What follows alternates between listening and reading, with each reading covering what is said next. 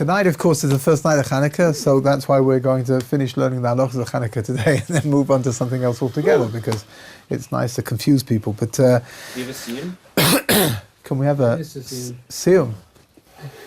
You know why it's called a siyum? Because they put rogalach on the table and it's now you siyum, now you don't. Warming up this morning. Right? Thank you. I like to, a few exercises just to get going over here. Anyway, the only thing that's left actually to talk about is what's to do with regards to davening. What's going to be different about davening over Chanukah? Quite a lot is going to be different in the morning.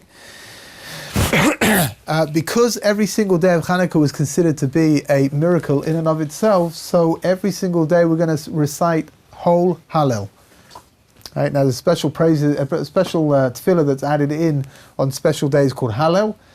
When it's Rosh Chodesh, we normally recite just half Hallel, which is a bit of a misnomer. It's not half Hallel at all. You just skip out 2 paragraphs. On Chanukah, every single day, we recite whole Hallel. The whole thing is going to be recited, including the 2 days of Rosh Chodesh that appear inside of Chanukah. Chanukah gets a little bit complicated at some point because it's going to run into Rosh Chodesh as well. So there's lots to be concerned about over here. This is nuts. Huh? This year has been crazy. Thank you very much. Because Shabbos, Yom Kippur, I guess that was last year, not this year. No, it's this year. Chanukah always that's on Shabbos. Well, Hanukkah's always on Shabbos. Yeah. Why do we celebrate this element for Chanukah versus the whole Hashmonayim victory? Against the Greeks and the defeat against the physical. I mean, the physical victory has less importance. The only reason they went to war was in order to be able to rededicate the temple, which means that the whole function of the war was to be able to worship in the temple the way that was supposed to be. And that's why we're putting all the emphasis on the spiritual dimension rather than on the physical dimension.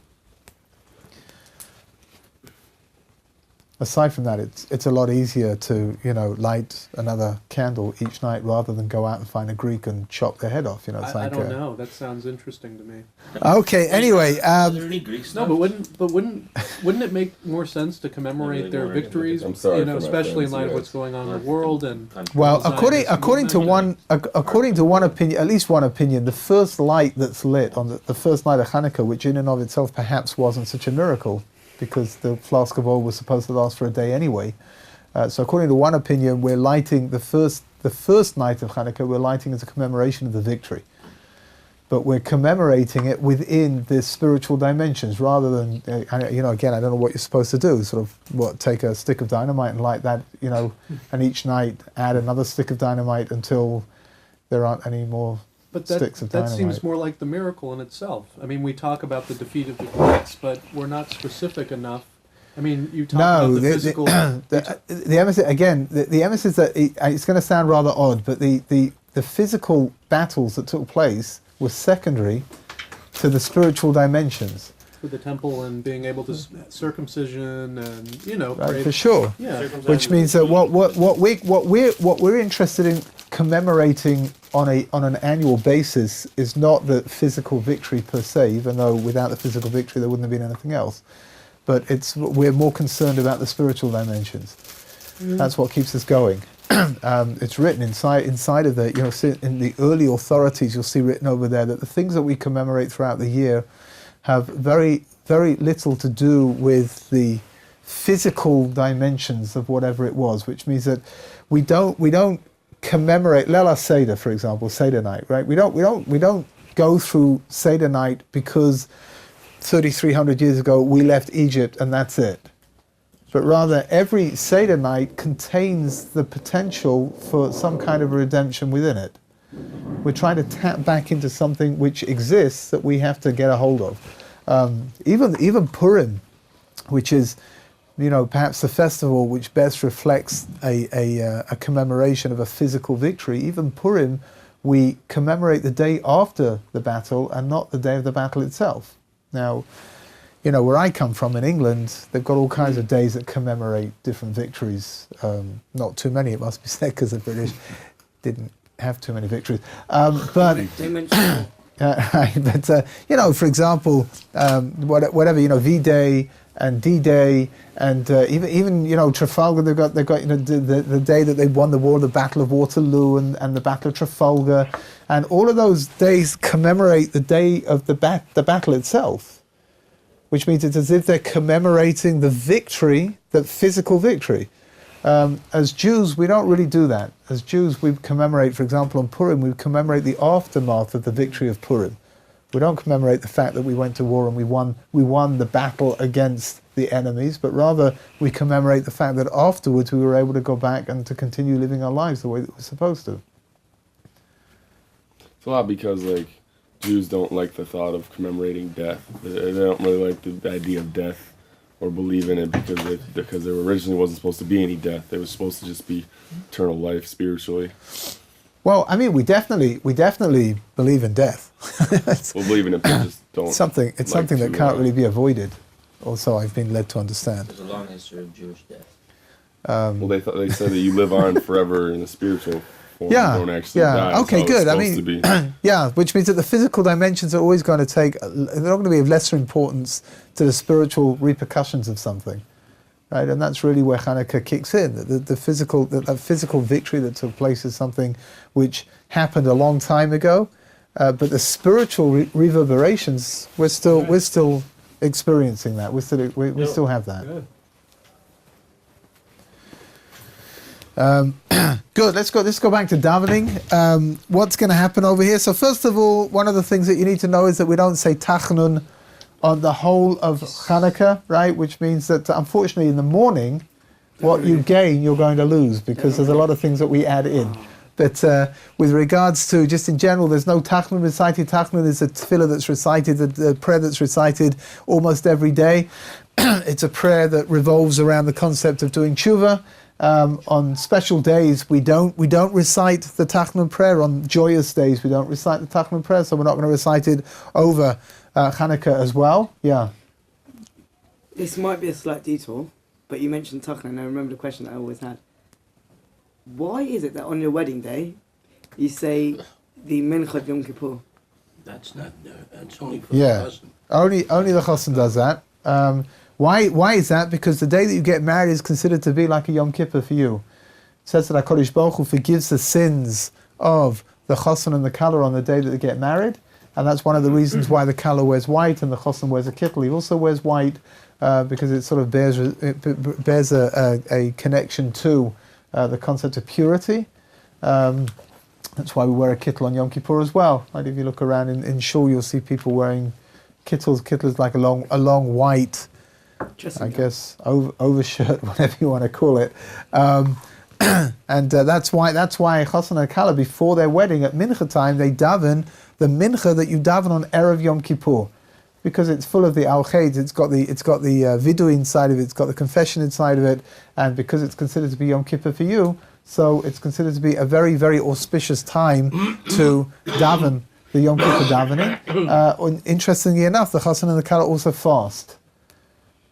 Right, and that's the reason for that is because also it's a day of atonement for them. So just like you fast on Yom Kippur, so you fast on the day that you get married. The difference is, of course, that if you get married, you fast only from dawn until nightfall. You don't have to fast from the night before. And on top of that, if you get married on a day that's got an additional dimension of joy, so for example, if you get married on Rosh Chodesh, you get married on Chanukah, then you don't fast. What if your chuppah is before sunset? The truth is that if your chuppah is before sunset, that's the best way of going about it, because that means that you're fasting on the day of your chuppah. That's the way it's supposed to be. The minig has grown up that lots of people get married, especially in the winter. You get married after dark, which is already the next day, and but people fast the day before their wedding. You're really supposed to fast on the day of your wedding. So after the chuppah, you're still fast until nightfall. That's the idea. If it's on the day, it's about daylight. No, interesting enough, after your chuppah, once you go, the first thing that a chassan and a kala do when they go into the cheder yichud, which is the first time that they've been secluded together with each other, according to halacha, they eat. I didn't eat a thing.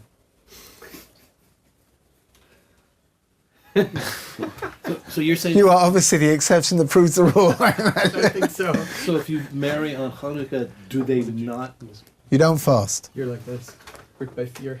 Okay, so but there's still a section for seclusion and. Oh yeah, no, for sure. That's still there. That's got nothing to do. Okay. It's got nothing to do with the fasting. That's after the chuppah. Yeah. One of the forks. Here, Rabbi say after the chuppah. So nervous. After the chassan and the kala have been through the experience of marrying each other, the first thing they do afterwards is that they go into what's called a chedi yichud, which is a room where they are now allowed to be together with each other without any restrictions. That's part of the part of the process of getting married. That means got nothing. It's the most obvious place for the chassan and the kala to break their fast, which is why there's normally something to eat and drink over there. And as a rule, healthy, emotionally balanced chassanim and kalas eat something. That's what's going on. The pathologically deranged and disturbed, I guess they don't. But each to their own. That's what I say. Well played, Aaron. Didn't stop. Aaron, I'm this person going to give you a high five. Didn't stop. Okay, anyway, back to Chanukah. Sorry. That's okay. Mitzvah Hashem, everybody here who has not yet experienced it, you should experience your wedding day. It should be a beautiful day. You should reach spiritual heights and Mitzvah Hashem without any Finding an insane Well, I guess Alex. unhealthy chemical substances, just to reach spiritual heights because you are spiritually high. Okay. Tachnan's not said. There's something else which is not said in the morning, which is a short prayer called Lam Natzech Mizmor David, which is recited after Ashrei and before Uval Tzion, after the repetition of the Amida. That's also not said. On Shabbos Mincha, Tzidchoscha is not said either, which is a few lines that are recited after the end of the repetition of the Amida. These are prayers which are not said. What is going to be said is rather a lot. At Shachris time, so we're going to daven the regular Psukei de Zimra, the regular beginning of davening, until you get to the Amida. In the Amida, you're going to add in the prayer of Al Anisim, which we spoke about yesterday, which is a special prayer that's added into every Amida that we daven. Plus, it's added into Birkat HaMazon as well, into benching. After that, there'll be the repetition of the Amida. After the repetition of the Amida, there is Hallel, recited with a blessing. You recite the whole of Hallel, and then after Hallel, there will be Kriyat HaTorah. There'll be laning, right? They'll read from the Torah will be taken out, and the laning is going to be laned. It's going to be read from what's called Parshas HaNesiim, from Parshas Nosoi, when every day the princes brought their inaugural sacrifices to the tabernacle, and it's going to start off on the first day, the second day. On the 8th day, there's rather a long Torah reading because it's got to get from the 8th day to the end of that particular section. When's this? Huh? Every Shachrit.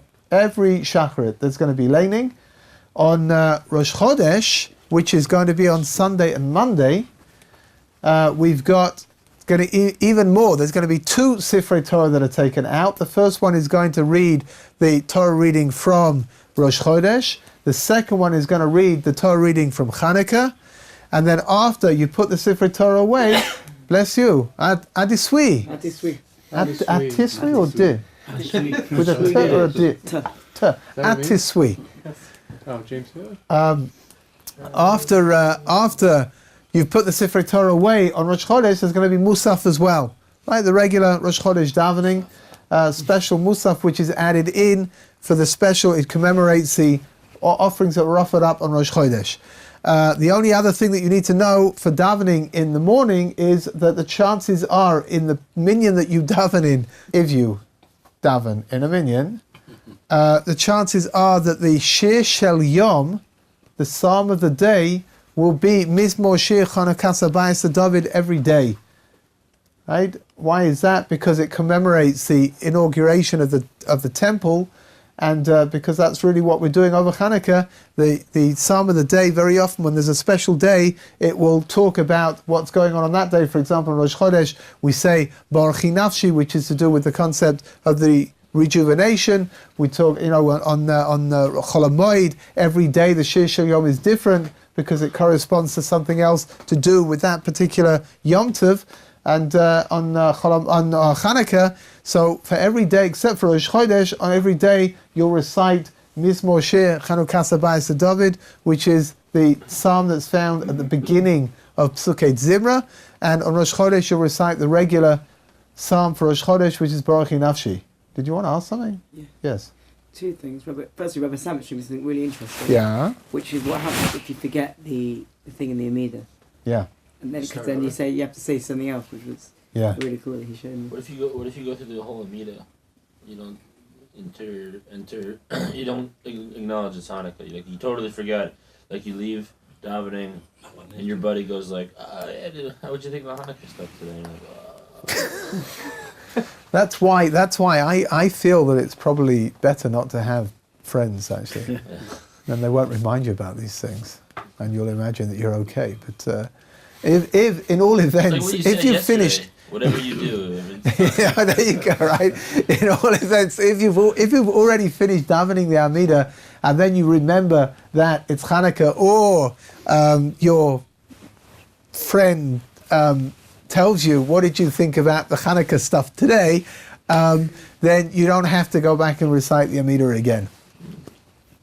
If you remember within the Amida, so then you have to slip it in towards the end, right in the final paragraph, you can slip it in over there. What about, you said something about Shir Shel Yom. Yeah. During the week, you don't say it, Yeah, so normally, again, it depends. If you're davening Nusach Sfard, so as far as my memory serves me correct, they say the regular Shir Shel Yom for every day. But in Nusach Ashkenaz, and very much so Nusach Agro, the minig is to say Mizmor Shir Chanukah Bayis David instead of the Shir Shel Yom. Yeah. Second question is, if you go to shul on Kabbalat Shabbat. What do you mean if? When one goes to shul, or does not go to shul, on Kabbalat Shabbat, would you light the candles in between Mincha and Kabbalat Shabbat? No, you should light the candles before you leave the house, which means you should light your Chanukah candles on Erev Shabbos. They're going to have to stay alight longer than they would normally stay alight, because they've got to stay alight for the whole period of time from when you've lit them until at least half an hour after nightfall. Although Gabriel mentioned yesterday that it really needs to remain alight for longer than that as well, so that you can see them when you come home as well. Which means that if you're using oil, put in enough oil to keep them going. If you're using candles, you need to find candles that are going to burn long enough that they'll still be alight when you come back. Good. Talking to somebody else, and he said it might not be necessarily true that you have to see them burning the half an hour after sunset. You have to get, so it is true that from Plaga Mincha onwards you can light candles, and b'di'evet you can fulfill the mitzvah of having lit the Chanukah candles. However, lechatchila you're supposed to be able to see them in the dark as well, right, when they've been going into nightfall, which means that I think what you said yesterday makes perfect sense actually, which is again probably not something that you've heard people say very often, but I'll just say it again so we can get it out of the way for the next decade, that what you said made perfect sense. Rabbi, what if you light the candles and you have to go somewhere, let's say 8 o'clock, and you have to go somewhere 9:30. After half an hour, you can shut them off. You can put them out, yeah. It's better. It's better to let them burn down. It's not an obligation, which means so long as they've been alight for half an hour after nightfall, you can put them out, and that's fine. You fulfilled the obligation 100%. Hold on a second. Just with regards to mincha, there's no tachnon at mincha time, but we do add in the Tefillah of Ala Nisim, which is a special prayer for Chanukah. Of course, on Rosh Chodesh, we're going to add in both Ala Nisim and Ya'aleh V'Yavo, which is a special prayer for Rosh Chodesh. Ma'ariv, the same is true at Ma'ariv time as well, which when you daven the Amida at Ma'ariv, you are going to add in Ala Nisim. You're also going to add in the prayer of Ya'aleh V'Yavo on Sunday and Monday, which is Rosh Chodesh. Rosh Chodesh Kislev, by the way, and Rosh Chodesh Teves are the 2 months in the year which do not have a set number of days, which means they can either be 29 days long or 30 days long. And this year, Rosh Chodesh Kislev happens to be 30 days long, which is why we have 2 days worth of Rosh Chodesh. However, in other years, it's you can have a year where Kislev is only one, where the month of Kislev is going to be 29 days long, and Rosh Chodesh Teves is going to be only 1 day instead of 2 days, which is just one of these sort of like strange moments in the Jewish year where somebody who was born on the 30th of Kislev may not have a birthday every year. Which means when people ask you how old you are and you say that you are, I don't know, you can work it out. You can say you're like 10 or something. Or That's what I normally say. then you know you're not lying at all, because you might have only had 10 birthdays over the last 20 years of your life. Dog ears. He said dog ears. I don't know what he was referring to. Personally, I think donkey's ears are So much more interesting. So then wait, if you're in that situation, when would you have a bar mitzvah? When would you have your bar mitzvah? Your bar mitzvah is going to fall out on Rosh Chodesh, which means that because you were born on Lamed, which was Rosh Chodesh, then in the year that you become bar mitzvah, your bar mitzvah is going to be on the 1st of Teves. How old will you be? It'll be on your 13th. It doesn't go according to how many birthdays you've had. It'll be your 13th year. 23. Instead of saying, today I am a man, you'll say, today I am a man. Anyway, that brings Chanukah to an end. Of course, there is an age-old custom which is very much beloved by everybody of eating oily foods on Chanukah, donuts, latkes. So I told you I had a couple of students once who decided that they were going to do the donut challenge, the Chanukah donut challenge, and they ate 1 donut on the first night of donut, which is not such an overwhelming, difficult thing to do. The second night they ate 2, and then 3, and then 4, and by the time they got to the 8th night, they ate 8 donuts, and by the 9th night they said that they are happy that Chanukah is over. Even though 8 donuts. Yes, I don't know why they stopped at such a small amount. That's, anyway, what we're going to do now, Mitzvah Hashem, yeah. I'm always bothered by the amount of speed, or the little time you have between between Uval Tzion, when you finish, taking off the tefillin. Oh, tefillin, you know what? Stowing them away and starting Musaf. Yes, I'm sorry. You know what? If we're already talking about Rosh Chodesh, so a word of what to do with regards to Rosh Chodesh. When you get to the end of Uval Tzion, which is just before Kaddish and just before the Musaf Amida in the morning is recited, you're supposed to take off your tefillin. You're not supposed to wear your tefillin when you daven the Musaf Amida. So the kasha is what to do. Some kehillas, there are two different customs. Some kehillas, some communities, they stop and everybody takes off their tefillin and rolls them up, puts them away, and then they begin the Amida. And normally there's a gap long enough to be able to do that in.